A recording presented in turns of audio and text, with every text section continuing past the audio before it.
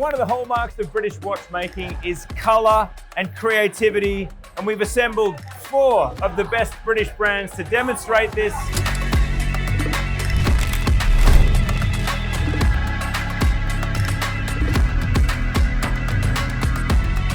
Starting with the man to my right, Richard.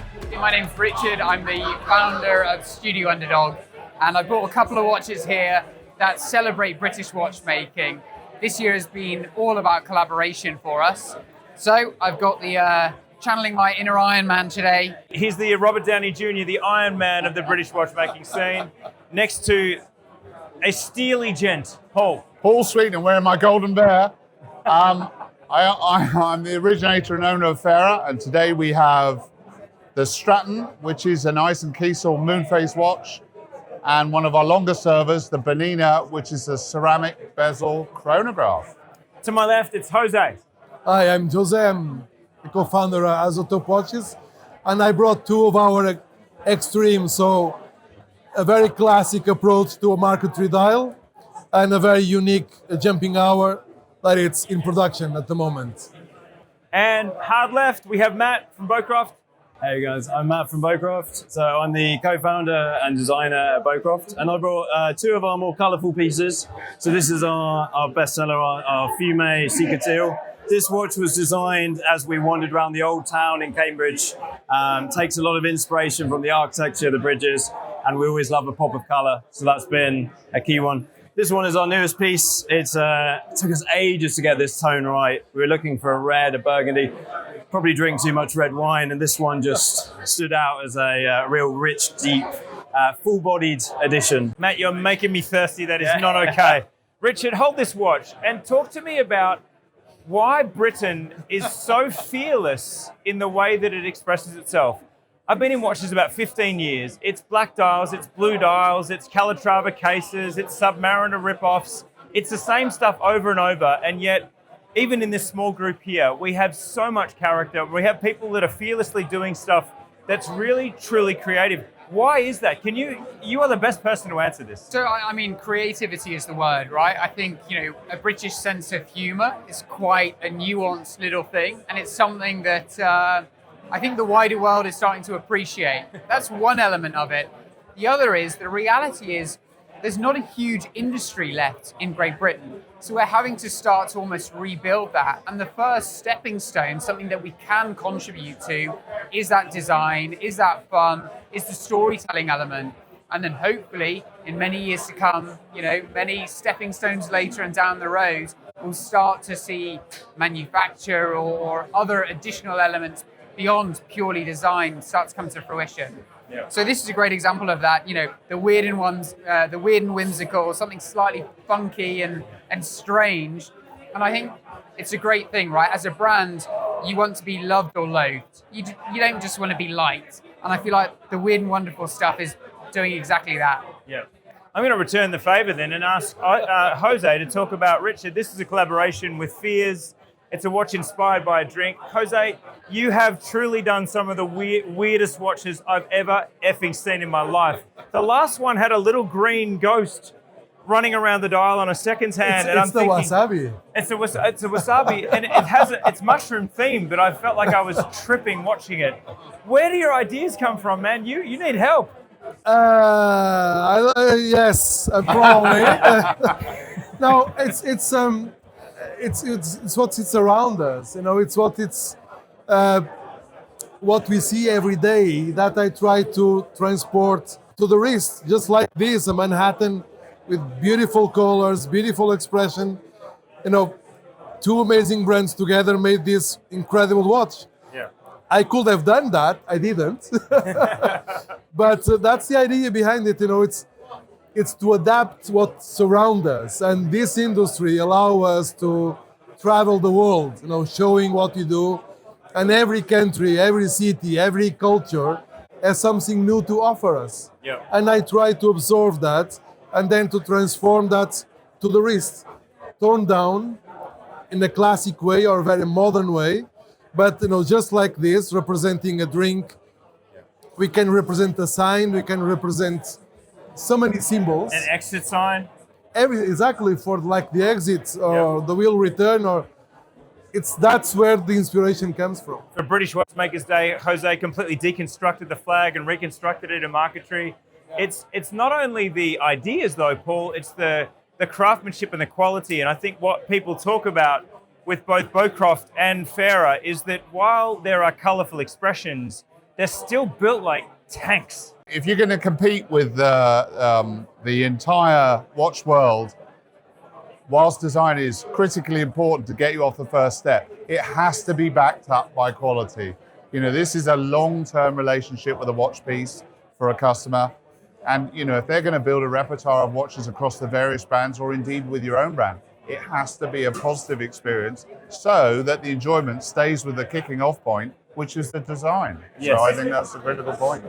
Matt, you're so far the most conservative in this group with your wackiness. Is there more to come? Are you inspired by the wild and free creativity at the table? Or, I mean, I think personally, the reason your watches, last year you sold more watches than anyone else in this room at the Weekender, and it's because of the brightness and boldness of the colors. But do you sit at this table and think, I'm going to get a little weirder? I think it is time to get a little weirder, definitely. We are super inspired by the people around us and getting to know the individuals, their stories. And like, it's such a small canvas to work with, but so much expression can be put into it. So yeah, I think be daring and try stuff. That's certainly something we're going to take forward, is just play, you know, and explore.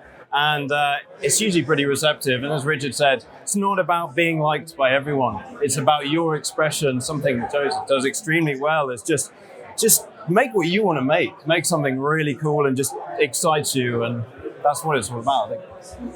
The British identity in watchmaking, it's something that has emerged to me. I've only been here 2.5 years. And the last panel we did was about adventure and British watches. And there was an endless amount of things to talk about. And I feel it's a bit the same with creativity. But Richard, what is it about, you mentioned sense of humor, but what is it about the British identity that lends itself to this such a distinctly different expression of watchmaking? Gosh, good question. Tough It's a deep one, I know. It's a deep one to answer. We need a beer for that. We need that wine you talked about. I think sometimes when it comes to, to identity, a huge part of what resonates with the wider audience is storytelling. But sometimes that storytelling doesn't come from the brand forcing a story on the customer. It comes from the customer associating a particular watch with their own story. Yeah. And so whether that's through an experience, so people, meeting us in Manhattan, picking up a Manhattan, going out for drinks with their mates afterwards and having a Manhattan, and that becoming a huge part of their day, or whether it's something like, my daughter loves mint chocolate chip ice cream, therefore I have to have this watch. A lot of the time the storytelling comes from the customer rather than from the brand. Yeah. And in our case, just to tell our story quickly, we had a story that was a pure pun, a joke, a pizza watch. What a ridiculous idea. And the world took it up and we had no choice but to follow through. Exactly. It was an April Fool's that was never meant to exist. Yep. And just by happenstance, because of the response that it got, it was such a ludicrous idea that on paper actually kind of goes against my brand principles. Yes. People loved it. People lapped it up, and then we gave the people what they want. The hand delivered, the hand delivered element added to that storytelling. So that's just as critical to the success as design, quality, and execution is storytelling. Paul, Farah, I would say that in the same way that I would say Matt's styles are the most conservative, I would say your build, your designs themselves are based on traditional tropes. Yeah. The thing that's always been a distinguishing factor, the first time I laid eyes on Farah was like 2015, and the brightness of the colors and the boldness of the color matching, it was absolutely unforgettable from the drop. So what is that interesting juxtaposition of conservative build and conservative design of case, and then absolutely wild and free color? Well, I mean, a lot of design references. First of all, I'm a major #1 fan of Mr. Paul Smith. Yes. And that's a great example of someone who uses tradition with a lot of vibrant colors, although subtly concealed. But we're the place that designed the Concorde, the Mini, the E-Type. Essentially, a lot of classic designs, but brought up to date with coloration or aspects about them. So we like to blend halcyon days with modernity with color in from the top and texture in from the bottom, and we think that's how you get the mix for us. And as Richard said, which I think is the most important point that has been mentioned thus far, is you're looking for customers who are in there love it and loathe it, because that's how you build embellishment to your brand, for sure. Yeah. And I think there is something that is very fearless about the British identity around that notion of, I am who I am, hang it. I'm going out in gumboots and slacks and a Burberry trench coat, and you're just all going to deal with it. I think that's the British way. Jose, you're not British. I'm not British, but He's honorary. I feel British at the moment. Yes. What is it that you, as an outsider to this culture like I am, see as distinctly different in British watchmaking, and how does it express through creativity? So I moved to the UK 15 years ago, and I am one of the pioneers in the industry in the UK, not there, because the brand started 10 years ago. Mm-hmm. I saw the trend, and I saw what I wanted to do was something really different from what is being done. So I think that being bold and the country allowed us to do that, to invest and to try to bring something new to the table. And we are doing something that it blends within the culture, British culture, and not only. So I don't think it blends at all. I think you're completely an outlier. And I love it. Just even talk. I mean, look, what is this? This is straw marquetry? This is straw marquetry. So this is a blends dial in. Come on. No one's made out that. of straw. Okay. Made with 270 1.5 millimeter part each. Yeah. It's madness. It's done by hand, glued by hand. You called it madness. It's called a madness. Creative completely. madness. It's, this is a mad work. It took 2 months to make this dial. Yeah. But that's what we have. You know, we can blend a more classic approach to watchmaking, using the boldness that we can acquire and leave within the UK, and transport this to the world. That's the idea. Beautiful. Well, I mean, if you've ever seen that poem by Steve Jobs, the wild ones, the crazy ones, the upstarts, that's this guy. You embody that poem. Matt, Jose just used the words bringing things to the table. I think it's clear after, an incredibly sort of halcyon type of career for Richard, and Farah's just been there like a defender, just driving on through every phase, remaining relevant. Jose's out there doing things that are consistently inconsistent and predictably unpredictable. What are you bringing to the table as a brand new brand? You have conservative designs, you have colorful dials, but what is it that we're going to be talking about in 5 years from Beaucroft?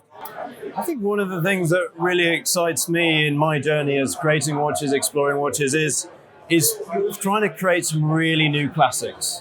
Things that have just, you've refined to the point of, in 5 years, in 10 years, 20 years, if we can have watches and editions that have survived that and kind of solidified themselves as, signature editions, that really excites me. And I think that's refining, being inspired by other people, not trying to do too many things all at once. Do a few things extremely well. We're conservative people. I think you talk about the British people, like we are creative, but also we're practical people. We like sensible things. We like things that just work, but we like that bit of flair, that little bit that still keeps you interested in 5 years, 20 years, 50 years. It just gave me goosebumps. And the thing, Matt, that resonates about that last statement is Roger Smith last night talked about the great simplification of watchmaking and how he sees a lot of innovation, but is it necessarily making things better? And would this not be better if it was simpler? And should we not be striving to make things simpler? And he talked about a respect for Rolex being a brand that has only ever incrementally evolved and never felt this need to have revolutionary steps. So I think what you've said is maybe the most British thing you could have said, which is an aspiration to be a classic in years to come and to iterate in small steps. I think is very British as well. Gentlemen, thank you very much. This is an amazing brains trust. I think we should all now have 3 bottles of wine and ideate on the future of British creativity in a group hug. Thanks for watching Time & Tide. What do you think of these brands and their creative exploits? It excites me, as you can tell. I'm always excited. Leave a comment below on these watches on the table and these wonderful founders. And thank you again, gentlemen. Thank you. Thank you.